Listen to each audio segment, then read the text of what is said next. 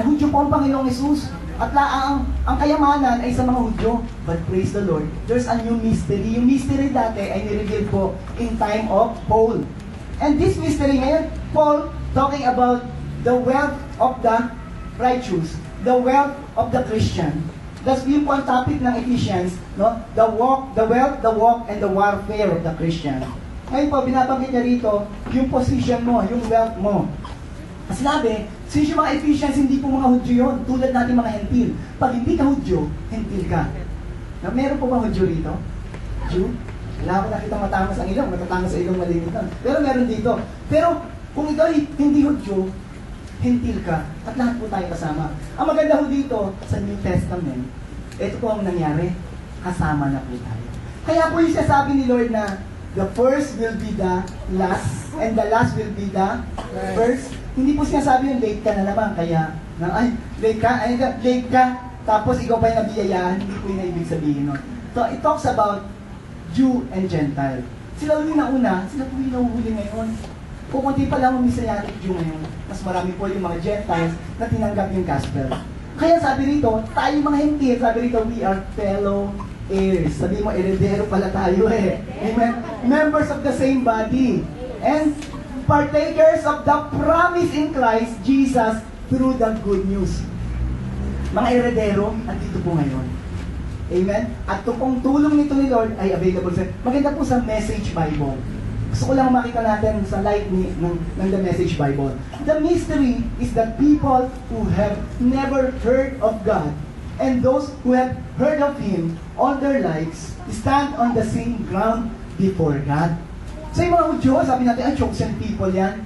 No, pareho naman natin sila ngayon. Kung tinanggap mo ang Panginoong bilang Panginoong tagapagligtas, you have a relationship with God. Yung kayamanan ng mga Hudyo, yung langit na para sa Hudyo, ay para sa ating lahat. They get, what? The same what? Offer. Amen?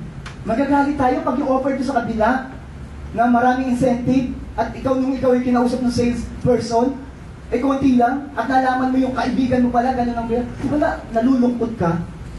Ang maganda po sa ating Diyos, parang offer. Amen? Walang paborito ang Diyos. Same help, sabi natin, same help. Yung, si Pastor Ripe, siguro mas madaling tumulong dyan si Lord kasi mukhang malapit siya kay Lord. Alam, mukhang mas malapit siya kay Lord kaysa sa akin. Hindi po, pare-pareho lang tayo. Magka-pray tayo kay Pastor Ripe kasi mas matindi siguro ang power niya. So yung nasabitan ko, power niya sa pagpe-pray kaysa sa akin. Hindi po pare-pareho lang tayo. Amen? Do you get me? Amen.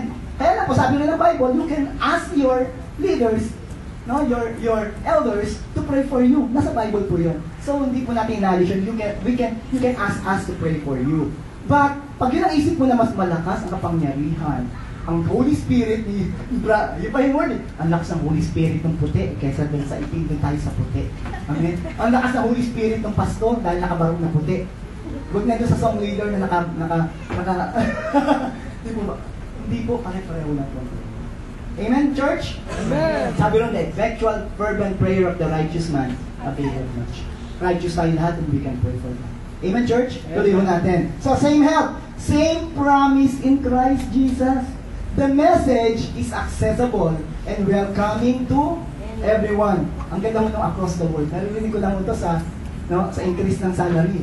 Uy, may increase across the board. Hindi ko na alam ang ganyan yung sabihin. Pero maganda po, pag sabi, lahat-lahat, all in, para sa ito. Kaya po, masasabi natin ngayon, the help of the Lord is available to you. Kung nandito ka, nagkita-doubt ka, tutulungan kaya ako ng Panginoong Jesus. Nagalit ako kanina, kapatid, tutulungan kami doon. Masama akong tao. Sabi naman ng Biblia, lahat tayong masama. Pinabuti lang marami sa atin, tinanggap natin ng Panginoon. Kung sinasabi mo ngayon, daw pwedeng lumapit sa Diyos kasi masama ako. Hindi ako titingin ng Diyos. Alam niyo po, mali ka. Kung inaamin mo na ikaw'y masama, mas titingin ka ng Diyos. Sasabihin mo, tulungan mo ako, Diyos. Yun lang, hindi tinidinig ng Lord sa Biblia, yung mga taong sasabi, ay Diyos, Diyos ko po, no Lord. Tingnan mo yung taong yan, masama yan. Pero ako, wala akong kasamaan. Nabasa niyo po sa Bible yun? Tapos tanong ni Lord, dalawang tao yun. Sabi ni Lord, sino mas dininig ng Lord? Sabi ng Panginoon, yung taong nandun na tax collector, na binaba yung dibdib niya, sabi niya, patawarin mo ako, ako'y makasalanan. Yung taong nagmamataas, hindi po tinutulungan ng Diyos. Sabi ron, God gave grace to the humble. Yung nagpapakumbaba niya, sabi, kailangan kong tulong ng Panginoon. Yung gawa ng pamamaraan niya, hindi po matutulungan ng Diyos. At hindi po matulungan ng Diyos kasi gusto ng Diyos, tulungan niya yung mga nagsasabi, wala na akong magawa. Tulungan mo ng Diyos. Amen? Sa Bible po, wala po sinabi, lagi na lang paulit-ulit ako, na tinutulungan ng Diyos yung mga taong tinutulungan ng sarili nila. Amen? Yung mga taong malimit, tulong sa sarili nila. Amen? In the context na gagawin nila lahat at ihuli nila ang Diyos, napapariwara akong buhay. Pero magsasabi, Panginoon, wala na ako magawa. Tulungan niyo po ako. Yun po ang tinutulong natin dito. Kung wala ka magawa, lumapit ka sa Diyos at tutulungan ka niya. Kung ano man ang katayuan mo ngayon, ano man sitwasyon mo, iniisip mo, makasalanan ka, andiyan pa rin ang Diyos. Tutulong siya sa iyo. Hindi nagbabago yun. Palakpakan mo ang iyong Diyos. Why? Because everybody deserves the help of the Lord Jesus Christ. Look at this verse. Luke 7:1-10. 10 verses, basahin lang natin mabilis. After Jesus has finished, from the contemporary English version, after Jesus has finished teaching the people, he went to Capernaum. In that town, an army officer's servant was sick and about to die. The officer liked his servant very much. He's a Gentile, a Roman officer, a centurion. At siya po'y merong isang servant na, pag pinag-usapan ng natin ng servant, yung mga servant ng mga Roman officers, hindi po basta-basta servant. Yung mga learned po yun, learned people yun, yung nagtuturo sa anak nila ng mga tutorials. Amen? Ito pong mga taong ito, parte na ng buhay nila ay nagkasakit po. To make the long story short, ito po yun. And when he heard about Jesus, he sent some Jewish leaders to ask him to come and heal the servant. Hindi po siya mismo pumunta. Kasi may feeling siya na, gentil ako Yun po yung kanyang feeling. Lalapitan ko ito isang Diyo. Pero may mga kaibigan ako ng mga Jewish leaders. Let's continue the story. Pumunta ko itong mga taong ito. The leaders went to Jesus and begged him to do something. They said, this man deserves your help. Dinuhitan ko na. Nag-wait, tinubad niya sa inyong notes. This man deserves your help. Why?